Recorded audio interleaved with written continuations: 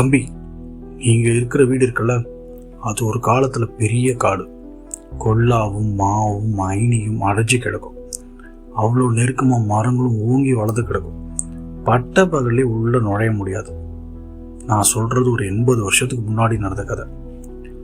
அந்த சமயங்களில் வெறும் காட்டு பாதை தான், ஒத்தடி பாதையாக இருக்கும். ஊரில் இருக்கிற எல்லா போக்கிரி பசங்க எல்லாரும் அங்கே தான் இருப்பாங்க. சாராயம் குடிக்கிறது, ஒன்றும் தெரியாத பொம்பளைங்களை கடத்திட்டு வந்து ரேப் பண்ணுறது, இது மாதிரி எல்லா விஷயமும் நடக்கும்.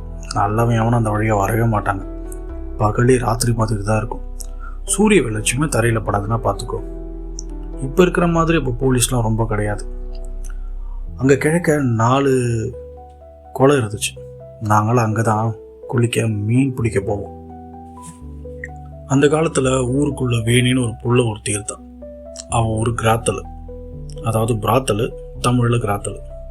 இங்கே இருக்கிற பசங்க எல்லாருக்குமே அவள் தான் வந்து சும்மா தாங்கி. அவளோட புருஷன் பேர் சந்திரன். சரியான குடிகார நாய். எப்போ பார்த்தாலும் குடிச்சிட்டு வேலை வெட்டிக்கே போகாமல் வீட்லேயே கிடப்பான். அவளுக்கு ஒரு பொண்ணு இருக்கா. அவளோட பேர் கல்யாணி. சரி, இப்போ 3 பேர் சாப்பிட்டாகணுமே. புருஷன் வேலைக்கு போகல, பொண்டாட்டியும் வேலைக்கு போயிருக்கணும், நல்ல வேலைக்கு. ஆனால் அவன் என்ன பண்ணா, வேற வேலைக்கு போயிட்டான். கல்யாணி ஒரு கட்டத்தில் நல்லா நெகுன்னு வளர்ந்து நின்னான். அவளை பார்க்குறவன் ஒரு தடவைக்கு 3 தடவை திரும்பி பார்ப்பான். அவள் அவ்வளோ செம்ம அழகாக இருப்பான்.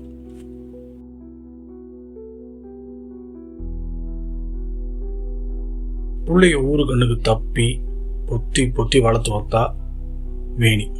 அப்படிதான் ஒரு நாள் ராத்திரி கல்யாணி தூங்கினதுக்கப்புறம் வேணி என்ன பண்ணா, வீட்டிலேருந்து வெளியில் போயிட்டு அவங்களோட ஒர்க்கெல்லாம் முடிச்சுட்டு காட்டுக்குள்ளே போய் மறுபடியும் ஒரு 3 பேர் வந்து போனதுக்கப்புறமா ரொம்பவே டயர்டாக வீட்டுக்கு வந்துட்டு இருந்தான். அப்போது அங்கே ஒருத்தன் அவளை வழி மறிச்சு நின்றான். அவனோட பேர் அஞ்சப்பன். அவனுக்கு என்ன அர்ஜென்ட்டோ தெரியல, அவளை வீட்டுக்கு போகிற வழியிலே படுக்க சொல்லிட்டான். வேணிக்கு இவனை சமாளிக்க முடியல. சரி, என்ன பண்ணுறது, வேறு வழி இல்லை. 3 பேர் போட்டாச்சு, இவன் 4வது தானே அப்படின்னு இவளும் அங்கேயே படுத்துட்டான். எல்லா வேலையும் ஒரு வகை நல்லபடியாக முடிஞ்சிட்டு எழுந்து பார்த்தா அவளோட மக கல்யாணி எதிர்த்தாப்புல எல்லாத்தையும் பார்த்துட்டான். ஐயையோ, அது மட்டும் இல்லாமல் கல்யாணி சத்தம் வேற போட்டான். இதை கொஞ்சமும் அஞ்ச போனோம் வேணி எதிர்பார்க்கல. இத்தனை காலமோ இவ்வளோ கஷ்டப்பட்டு இந்த விஷயம் தெரியாமல் பிள்ளைய வளர்த்தோமே, இப்போ எல்லாமே தெரிஞ்சு போயிடுச்சேன்னு அவளுக்கு ஒரே கஷ்டமாக போச்சு. ஆனால் அஞ்சப்ப இருக்கானே, அவன் ஒரு கழுத புலி. அம்மாவை போட்டவனுக்கு பொண்ணு மட்டும் எப்படி சும்மா விட தோணும்? அவன் கல்யாணி பார்த்துட்டான். விடுவானா? கண்டிப்பாக கல்யாணி ஒரு நாள் போட்டவனு சொல்லி அவளை பார்த்துட்டு அந்த மைண்ட் செட்டோடவே அவன் ஓடி போயிட்டான். தான் பெத்த புள்ள எதெல்லாம் பார்க்கக்கூடாதோ அதையே பார்த்துட்டாலே அப்படின்னு வேணிக்கு உடம்பெல்லாம் கூசி அவளுக்கு நைட்டெல்லாம் தூக்கமே வரல. பொண்ணுக்கிட்ட சொல்லவும் முடியாது. உன்னை வளர்க்குறதுக்காக தாம்மா நான் இந்த மாதிரி தப்பு பண்ணேன் அப்படின்னு சொல்ல முடியல. இனிமேல் இந்த வாழ்க்கை இதுக்கு, நம்ம யாருக்காக கஷ்டப்பட்டு வாழ்ந்தோமோ அவங்களுக்கே நம்ம பண்ண வேலை தெரிஞ்சு போச்சு, இனி நம்மளுக்கு வந்து மரியாதை இருக்காது அப்படின்னு சொல்லிட்டு ஒரு புடவை எடுத்துக்கிட்டு ஒரு புளிய மரத்துக்கிட்ட போயிட்டான். அந்த புளிய மரம் எப்படி இருக்குன்னா, 6 பேர் சேர்ந்து கட்டி பிடிச்சாலும் மரத்தை முழுசாக பிடிக்க முடியாது. இன்னும் ஒரு 2-3 பேர் தேவைப்படும். அவ்வளோ பெரிய புளிய மரம் அது. அந்த மரத்தில் ஏறி புடவையை போட்டு சங்கில மாட்டி செத்து போயிட்டா இந்த வேணி. நடந்த காரியம் அஞ்சப்பனுக்கும் வேணிக்கும் கல்யாணிக்கும் மட்டும்தான் தெரியும். அவன் பொண்டாட்டி செத்தது கூட ஃபீல் பண்ணாமல் சந்திரன் குடிச்சிட்டு தான் இருந்தான். சரி, அம்மா போயிடுச்சு, அப்பம் குடிகாரன், பொண்ணு வேலைக்கு போய் ஆகணும். ஏன்னா வயிறு 3 வேளை சாப்பாடு கேட்கும். வேறு வழி இல்லாமல் அவன் என்ன பண்ணால் நாற்று நடுற வேலைக்கு போயிட்டான். கொஞ்ச நாள் அங்கே அப்பனும் குடிச்சு அவனை வந்து செத்து போயிட்டான். இப்போ இந்த பொண்ணுக்கு வீட்டில் ஆள் துணையே கிடையாது. அம்மா வந்து ஒரு கிராத்தல், அவன் பொண்ணும் கிராத்தலாக தான் இருக்கணும் அப்படின்னு நம்புகிற நம்ம ஊரில் இந்த பொண்ணை மட்டும் எப்படி சும்மா விடுவாங்க? ஊரில் இருக்கிறவங்க எல்லாரும் இந்த பொண்ணு வீட்டுக்கிட்ட போயிட்டு நின்று இந்த பொண்ணுக்கிட்ட ஏதாச்சும் பண்ணி அவளை அவங்களோட வலையில் கொண்டு வரதுக்கு பிளான் பண்ணுறாங்க. அப்படி தான் அஞ்சப்பனை வந்து பிளான் பண்ணுறான். அந்த பொண்ணுக்கிட்ட பேசி பார்க்குறான், செட் ஆகலை. வேற மாதிரி பேசி பார்க்குறான், செட் ஆகலை. காசை கட்டி பார்க்குறான், செட் ஆகலை. மிரட்டியும் பார்க்குறான், செட் ஆகலை. இப்படியே அவளுக்கும் அஞ்சு பொண்ணுக்கும் வந்து லைஃப் போயிட்டே இருக்குது. ஒரு நாள் அஞ்சு என்ன பண்ணுறான், நைட்டு ஒரு 2 இல்லை 3 மணி இருக்கும். அந்த ராத்திரி டைமில் கல்யாணி தூங்கும்போது கூரையை பிரித்து உள்ளே குதிச்சு அந்த பொண்ணை ரேப் பண்ண ட்ரை பண்ணுறான்.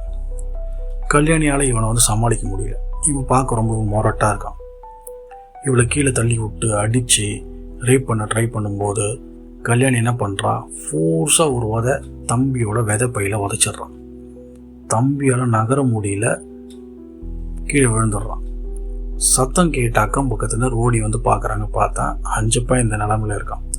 உடனே அவனை ஹாஸ்பிட்டல் தூக்கிட்டு போயிட்டு அந்த ஊரில் இருக்கிற வைத்தியர்கிட்ட கூப்பிட்டு போனால் அவர் தெளிவாக சொல்லிட்டார், இனிமேல் இந்த பால் வேலைக்கு ஆகாது, விதை பை ஃபுல்லாக விதை நசுங்கி போச்சு, நெக்ஸ்ட்டு இது எதுக்குமே யூஸ் இல்லை, அவனுக்கு குழந்தை பிறக்கணும் சான்ஸே கிடையாது, அதனால் இவன் வந்து இனிமேல் அதை சும்மா தான் வச்சுருக்கணும் அப்படின்ற மாதிரி சொல்கிறாரு. இந்த விஷயம் ஊர் ஃபுல்லாக பரவிடுது. பாவி போய் ஒரு பொம்பளை கிட்ட வாங்கி கடைசியில் ஒன்றுமே பண்ணாமல் நீ போயிட்டு ஏடான்னு சொல்லி ஊரில் இருக்கிறவங்க பேச ஆரம்பிச்சிடுறாங்க. பிகாஸ் அது வந்து ஒரு பக்கா கிராமம். இது விஷயம் நடக்கலாம் பார்த்திங்கன்னா ஒரு 80 வருஷத்துக்கு முன்னாடி நிறைய சொல்லியிருப்பேன்னு நினைக்கிறேன். ஸோ அவனுக்கு வந்து ரொம்பவே ஒரு வெறியாகிடுது. போய் ஒரு பொண்ணால் நம்ம லைஃபே போச்சு, இவளை ஏதாச்சும் பண்ணணும் அப்படின்னு சொல்லி அந்த ஊரில் தெற்கால இருக்கிற ஒரு குளத்தில் கல்யாணி நைட்டு குளிச்சுட்டு, நைட் இல்லை ஒரு ஈவினிங் டைம் குளிச்சுட்டு வீட்டுக்கு வரும்போது இந்த அஞ்சப்ப என்ன பண்ணுறான், இவரால் தான் முடியாதுல்ல, அதனால் கூட ஒரு 3 பேரை கூப்பிட்டு போகிறான்.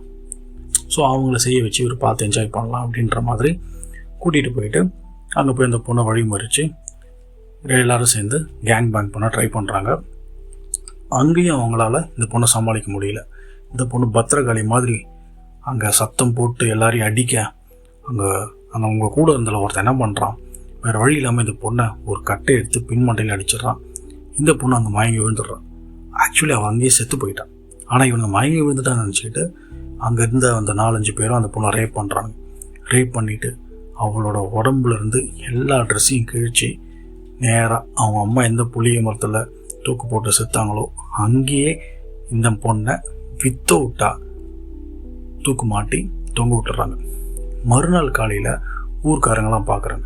பார்த்துட்டு என்ன சொல்லுவானுங்க, அம்மா கிராத்தல் பொண்ணும் கிராத்தலாக தான் இருப்பா, அம்மாவாச்சும் பரவாயில்ல புடவையோடு செத்தா, ஆனால் பொண்ணு புடவே இல்லாமல் செத்துருக்கா அப்படின்னு கேவலமாக 4 பேர் 4 விதமாக பேசுவாங்கள்ல, அந்த மாதிரி 4 பேர் 40 விதமாக பேசுகிறாங்க. அதுக்கப்புறம் கொஞ்சம் கொஞ்சமாக இந்த விஷயம் வந்து எல்லாரும் மறக்கிறாங்க. ஸோ இந்த விஷயத்தை கேட்கும்போது எனக்கு அந்த கல்யாணி கேரக்டர் மேலே வந்து ரொம்பவே பரிதாபம் வந்துருச்சு.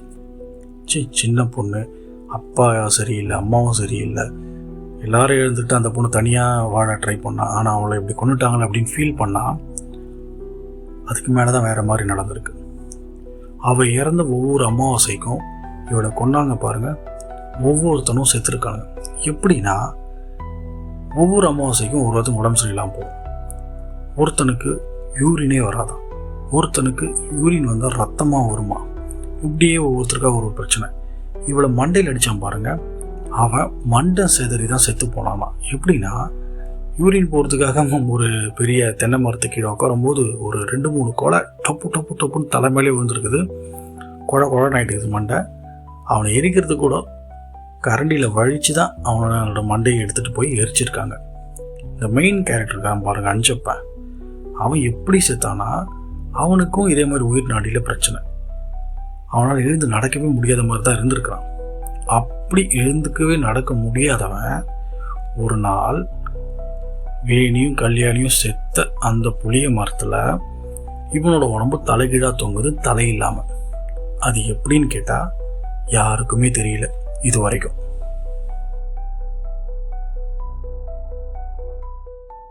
அவளை கொன்ன 4-5 பேரையும் இவ கொன்னுட்டான். அது மட்டும் கிடையாது, அவளை தப்புத்தப்பாக பேசினா பாருங்க, பேசினாங்கள, அவங்க எல்லாருக்குமே இதை மாதிரி ஒவ்வொரு அமாவாசைக்கும் ட்ரீட்மெண்ட் கொடுக்கப்பட்டது. அதுக்கப்புறம் அந்த ஊரில் நைட் டைமில் ட்ராவல் போயிட்டு வரவங்க, பிஸ்னஸ் விஷயமாக போயிட்டு வரவங்கள வந்து இவரோட உருவத்தை காட்டி மிரட்டி அவங்கள ஜஸ்ட் ஒரு என்டர்டெயின்மெண்ட் பண்ணுறது. ஸோ இது மாதிரி கல்யாணி அந்த ஊரில் புளிய மரத்தில் பேஸ் பண்ணி நிறைய விஷயங்கள் பண்ணிகிட்டு இருந்தான்.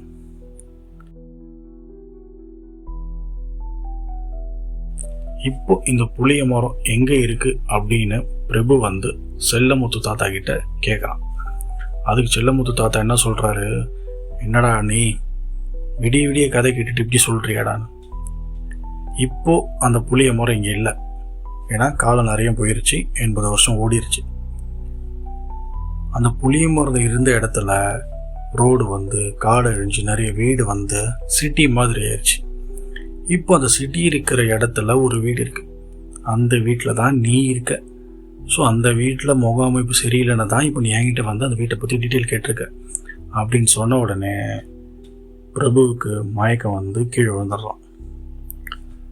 ராணி இல்லம் அப்படின்னு பிரபு தர்மராஜ் எழுதின ஒரு காமெடியான, சில்லான, த்ரில்லான ஒரு கதையிலேருந்து நான் சொன்ன ஒரு சாப்டர். ஸோ நீங்கள் டென்ஷனாக இருக்கீங்க, டிப்ரெஸ்டாக இருக்குது, மனசு கவலையாக இருக்குது அப்படின்னா மூவியை பெட்டர் சாய்ஸை விட நான் உங்களுக்கு ரெக்கமெண்ட் பண்ணுறது ராணி இல்லம் புக். ராணி இல்லம் அப்படின்னு இல்லை, பிரபு தர்மராஜ் புக்ஸாக நீங்கள் கண்டிப்பாக வாங்கி படிக்கலாம்.